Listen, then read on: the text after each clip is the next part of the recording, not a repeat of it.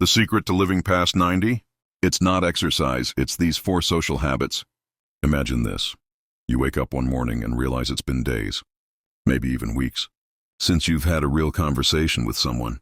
Not just a quick hello at the grocery store, or a polite exchange with the mail carrier, but a conversation where you shared something that mattered to you, something that made you feel heard, seen, connected, and yet everything else seems fine. Your health is okay, your home is comfortable, and you're managing just fine on your own. But there's a quiet loneliness that lingers, not dramatic, not urgent, but always there, like background noise you've learned to live with. Now, I want you to know this. What you're feeling is more common than you think, and more dangerous than most people realize. Did you know that chronic loneliness can actually shorten your life? That's right. Studies show that isolation and lack of meaningful connection can increase your risk of heart disease, dementia, depression, and even early death. In fact, some researchers say that long-term loneliness is as harmful to your health as smoking 15 cigarettes a day. That might sound shocking, even scary. But here's the good news. It doesn't have to be this way. You don't have to accept loneliness as a normal part of aging. Because the secret to living a long, vibrant life isn't just about eating well or staying active, though those things matter too. It's also about who you spend time with, how deeply you connect, and how often you give and receive support. So today, we're going to talk about 4 powerful social habits, simple, everyday actions that can help you build deeper relationships, boost your energy, and add years to your life. These aren't complicated strategies or drastic lifestyle changes.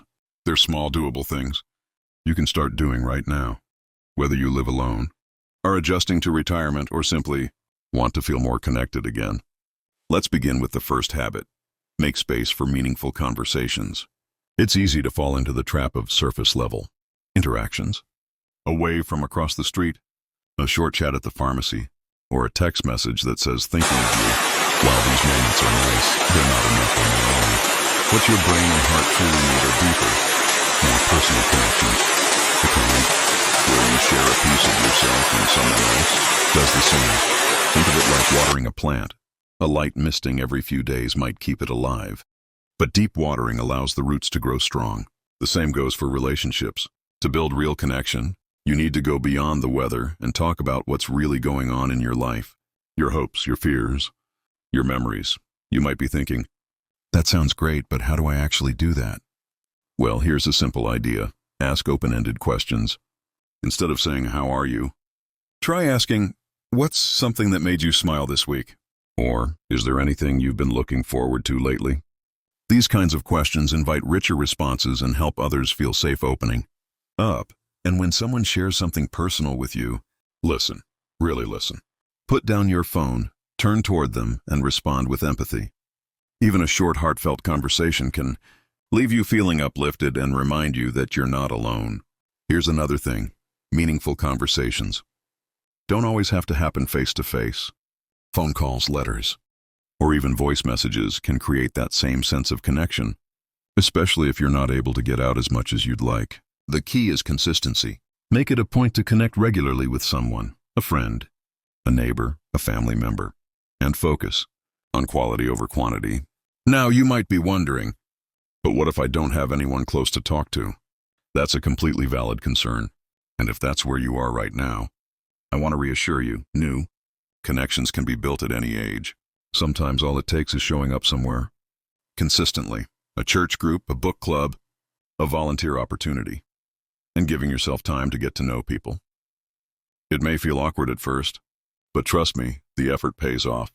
Let's talk about the second habit. Find purpose through helping others. There's something deeply fulfilling about knowing you've made a difference, even in a small way. Whether it's volunteering at a local shelter, mentoring someone younger, or simply checking in on a neighbor who lives alone, giving back creates a sense of purpose that's incredibly powerful. Studies show that older adults who engage in regular acts of kindness or service tend to live longer, healthier lives. Why? Because helping others boosts mood, reduces stress, and gives you a reason to get up in the morning. It's not just about being useful, it's about feeling needed and appreciated. I once met a woman named Mabel who started tutoring kids at her local library after retiring. She told me, "At first I thought I was doing it for them, But honestly, it turned out to be just as much for me. Those kids gave me energy. They reminded me that I still had something to offer. You don't have to commit hours every week to make an impact. Even small gestures, like baking cookies for a neighbor, offering to walk someone's dog, or sharing a word of encouragement, can spark joy in both you and the person receiving it. If you're unsure where to start, look around your own community. Is there a cause you care about? A place that could use an extra pair of hands? Many senior centers, libraries, schools, and animal shelters welcome volunteers of all ages. And if mobility is an issue, consider virtual volunteering opportunities, reading to children online, writing letters to veterans, or joining a remote peer support group. Helping others doesn't just strengthen your social bonds, it strengthens your sense of self-worth. And that, my friend, is one of the most powerful ingredients in the recipe for a long and happy life. There's something deeply human about being needed, not just physically present, but emotionally involved in someone else's life. And when you give your time and attention to others, something beautiful happens. You begin to feel more alive yourself. Now, let's move on to the third habit. Join or create a small group that meets regularly. You might be thinking, group activities? That sounds like something for younger people. But I want to challenge that idea. There's a reason why nearly every culture with high numbers of centenarians, people who live past 100, has some form of daily social ritual built into life. Whether it's morning coffee with neighbors, walking clubs, or shared meals. These moments of connection are woven into the fabric of everyday living. And here's the science behind it. Regular social interaction helps keep your brain sharp, reduces stress, and even strengthens your immune system. It gives you something to look forward to, a rhythm to your week, and a sense of belonging. So what kind of group could work for you? It doesn't have to be anything formal or structured. Think of something you already enjoy: reading, gardening, cooking, birdwatching, photography, and see if there's a local group that does it together. If not, maybe you can start one. All it takes is a few interested people and a little effort to get things rolling. Let me tell you about Henry. He was in his early 70s when he moved to a new town after his wife passed away. At first, he kept mostly to himself, going out only when necessary. Then one day, he saw a flyer at the library about a beginner's chess club for seniors. He hadn't played in years, but he decided to give it a try.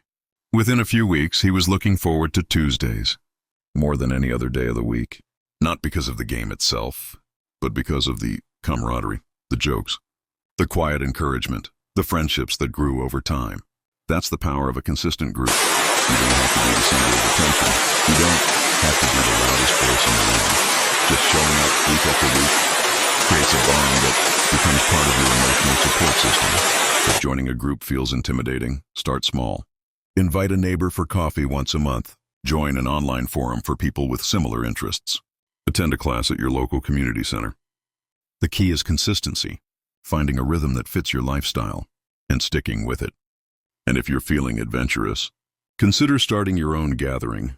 Host a monthly potluck, organize a walking group, or set up a book exchange at your local senior center. You might be surprised how many others are quietly hoping for the same thing. Now, on to the fourth and final habit. Stay connected across generations. I know what you might be thinking. What do I possibly have in common with someone half my age? But hear me out. Staying connected with younger generations, whether it's family, members, friends, children, or even young volunteers in your community, can be incredibly enriching. And the benefits go both ways. Think about it. Younger people often bring fresh energy, curiosity, and optimism into our lives. They ask questions that make us think differently. They introduce us to new ideas, music, technology, even new ways of seeing the world. And in return, we offer wisdom, perspective, and stories that they may not hear anywhere else. These intergenerational relationships aren't just nice to have. They're powerful. Studies show that older adults who spend time with younger people tend to feel more engaged, mentally stimulated, and emotionally fulfilled. And for younger generations, having strong connections with elders can provide guidance, stability, and a deeper understanding of life's journey. This doesn't mean you have to become best friends with your grandchild. His best friend, though, that could be fun. It could be as simple as spending quality time with your grandchildren, mentoring a student through a school program, or participating in a community initiative that pairs seniors with youth. Even casual interactions matter. A warm smile at the barista who always serves you coffee. A word of encouragement to a young parent struggling with their toddler in line. These small moments add up and remind us that we're all part of something bigger. One of my favorite examples is Martha, a retired teacher who started volunteering at her local elementary school. She read to students twice a week, and in return the kids would write her letters and draw pictures. She told me, "I used to worry that my days of making a difference were behind me. But now I know they're not." That's the beauty of staying connected across generations.